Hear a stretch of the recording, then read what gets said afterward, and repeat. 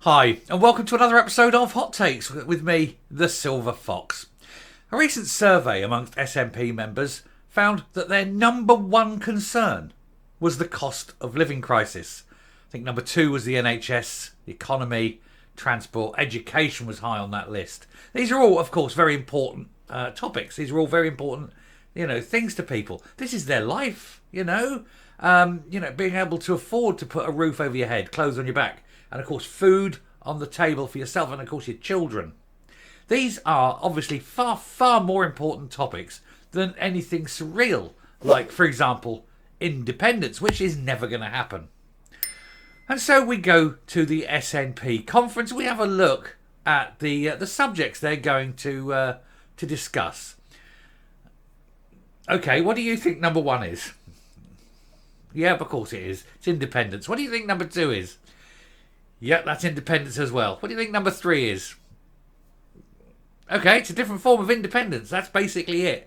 They are not going to be talking about the cost of living crisis or the economy or the NHS or education or anything. There's 3 days in a big hall with very few people, and they're going to be talking about one subject continuously because it's the only thing they can talk about. They don't understand how to solve all the other problems, you see, so they think if we don't talk about it, they'll go away. That's not how it works. But we'll have a look to see why they are so scared to talk about all these other problems, many of which they've caused. Here goes. Now, actually, you couldn't make this up, could you? I mean, this one's an absolute gift. This will launch 1,000 YouTube videos.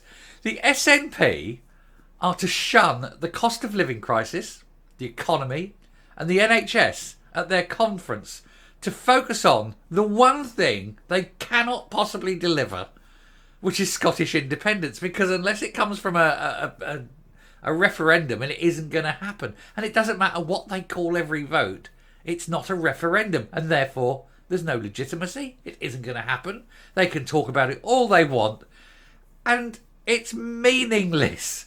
Much like the SNP. Anyway, the Nats will gather for their 89th annual conference in Aberdeen and take a look at their agenda.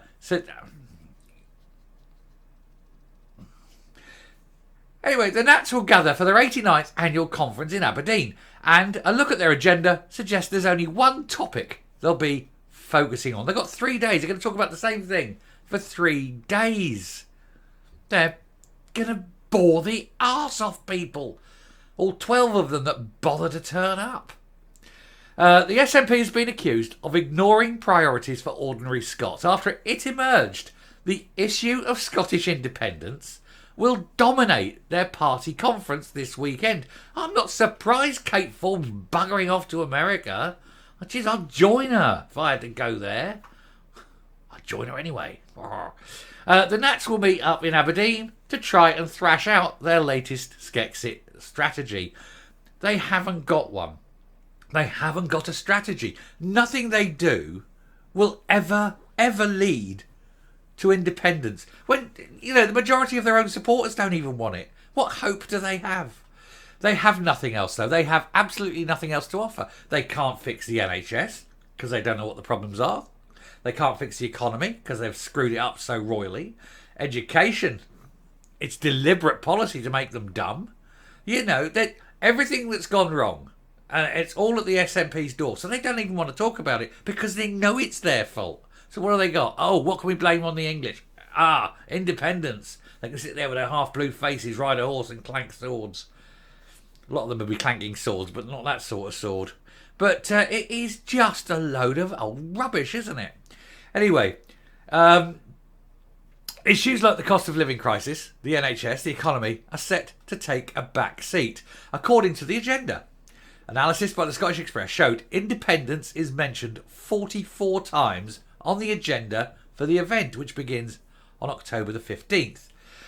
In contrast, the economy isn't mentioned at all, despite it regularly emerging as one of the most important priorities to voters. Of course not. They've screwed it up. They've damaged virtually every sector of the economy, and they haven't finished yet. So, of course, they're never going to discuss it, are they? The cost of living crisis gets a measly 3 mentions in the entire 27-page document. The NHS is included in only 2 motions and is only referenced 5 times in all.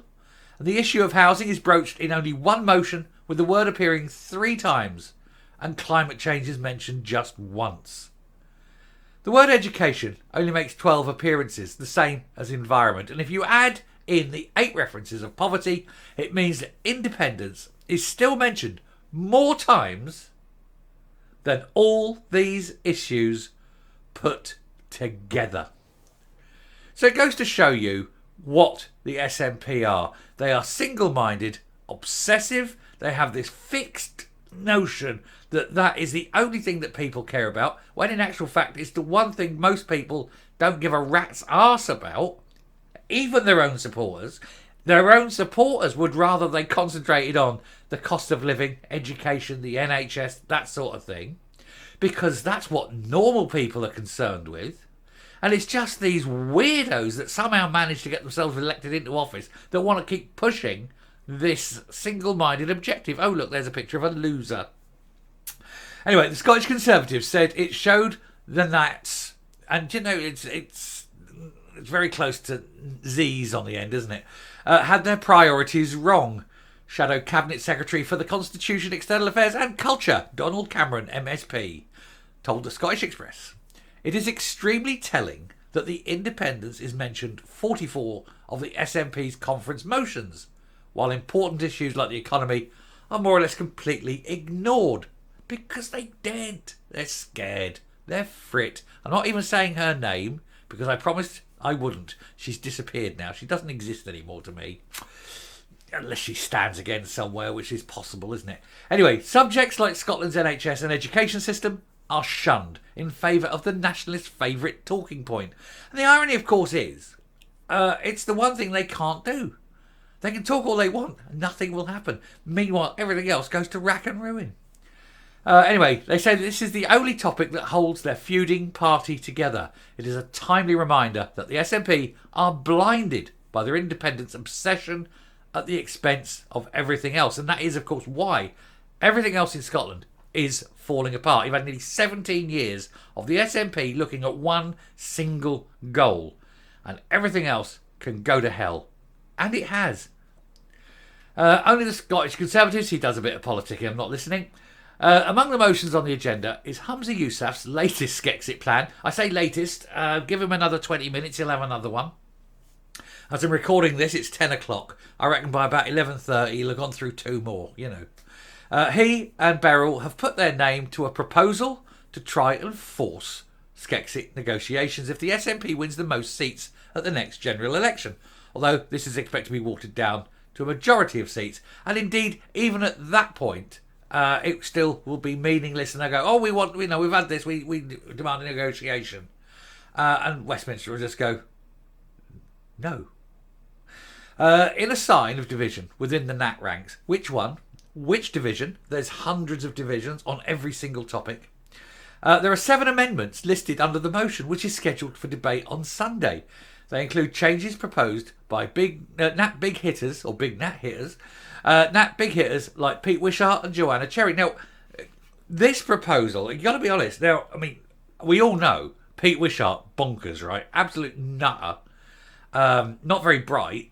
Comes out with the worst ideas. However, when even Pete Wishart called this idea madness, you have to wonder about the sanity of the leaders of the SNP.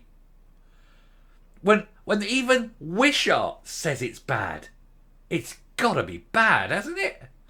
Anyway, other motions include a call to immediately make everyone in Scotland a Scottish citizen if the SNP manages to break up the UK, and one calling on punishment for members. Now, actually, the thing there is, if they automatically make them Scottish citizens and there's no background checks, then the rest of the UK must immediately put up a massive fence and exclude Scotland from just wandering across, because there's no internal control on who the citizens are.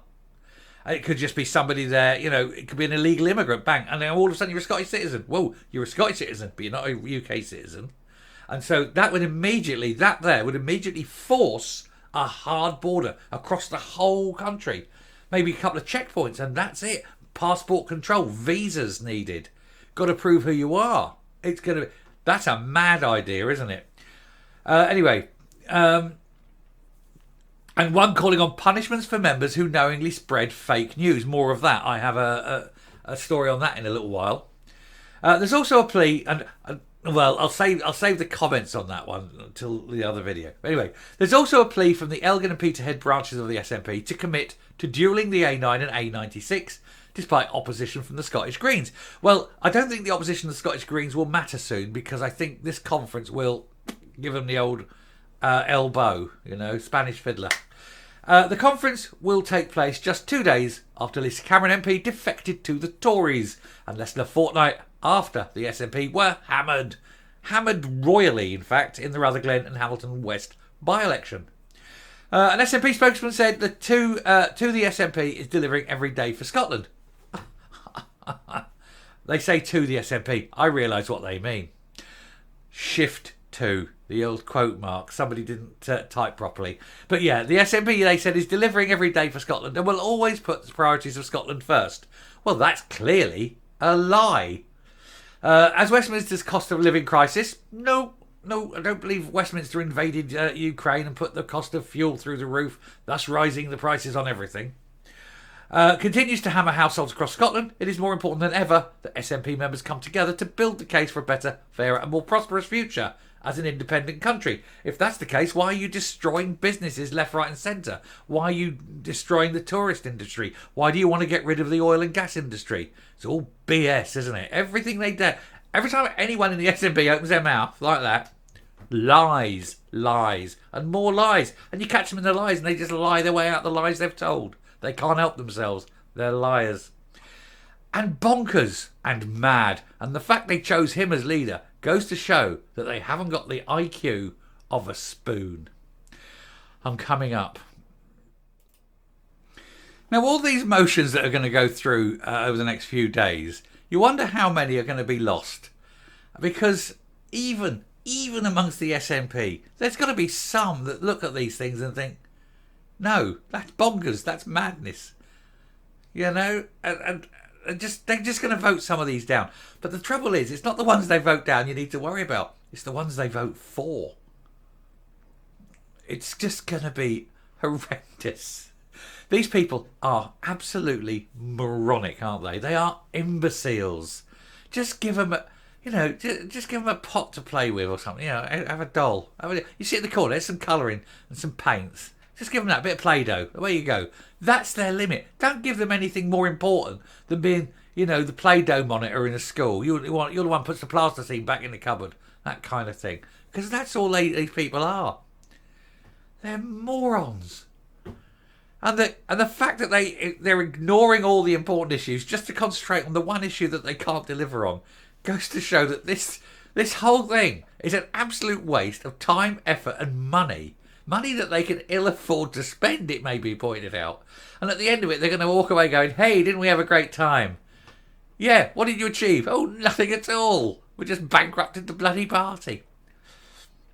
Unbelievable. I mean, I'm laughing. I just have a good time with these people. They're just so entertaining, aren't they? Anyway, I shall stop there because I've got a lot more to get through today.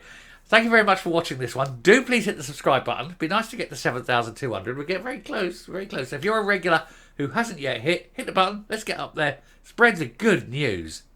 Spread the truth and keep these people in the public focus. Thank you very much. Until next time, stay safe, stay well. Watch this space. It's only going to get better. Bye.